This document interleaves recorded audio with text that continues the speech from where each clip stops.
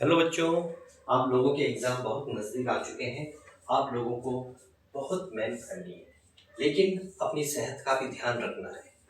अब आप लोगों के सामने एक मैं छोटा-सा मेटैलोइड्स को लेकर के कन्फ्यूज़न दूर कर देता हूँ, क्योंकि कुछ बच्चे हैं जिनको मेटैलोइड्स में एग्ज़ाम रूम में वो इतना भूल जाते हैं कि इनमें से मेटैलोइड्स क्या है। क्यों? क्योंकि वो रात भर पढ़ते हैं, जबकि मैं कहता हूँ कि बच्चों, एक दिन पहले खूब सो, कोई ज़रूरत नहीं। क्यों? क्योंकि आप तो साल भर पढ़ रहे हो।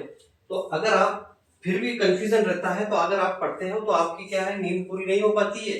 इस चक्कर में आपको जो क्वेश्चंस आते हैं वो भी गलत हो जाते हैं।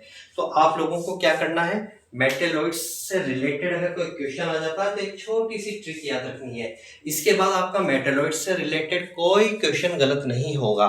बस आपको याद रखने का क्या याद रखना है कि सीता, गीता, ऐश्वर्या सभी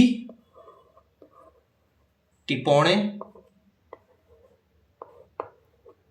आते हैं। अभी टिपोणे क्या है, एक्चुअल में क्या है कि जो लोग एग्जाम में चीटिंग करते हैं उनको हाड़ौती में टिपोणा कहते हैं।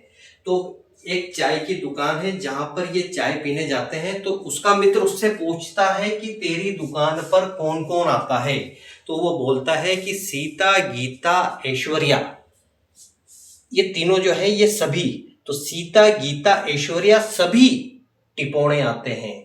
तो हो गया क्लियर। इस छोटे से फॉर्मूले को याद रखना है कि तेरी चाय की दुकान पर कौन आता है, तो सीता, गीता, ऐश्वर्या सभी टिपोणे आते हैं। बस इतना सा फॉर्मूला याद रखना है। इसके बाद आपको मेटैलोइड से रिलेटेड कैसा भी क्वेश्चन आ जाए कभी गलत नहीं हो सकता।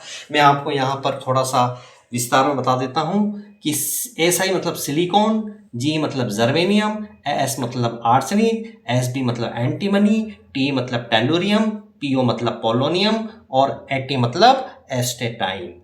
बस ये इतने से मेटैलोइड्स हैं जिसमें आप लोगों को कंफ्यूजन हो जाता है और आया हुआ क्वेश्चन आपका गलत हो जाता है। तो मुझे उम्मीद है आज के बाद आपका मेटैलोइड से रिलेटेड क्वेश्चन कभी गलत नहीं होगा। हाँ, पहले क्या था, बोरॉन। एक छोटी सी बात और अपने उसमें याद रखें और इसको स्पेशल नोट में डाल करके लिखें कि पहले बोरॉन जो है उसको मेटैलोइड्स कहा जाता था। बोरॉन क्या होता था, मेटैलोइड्स।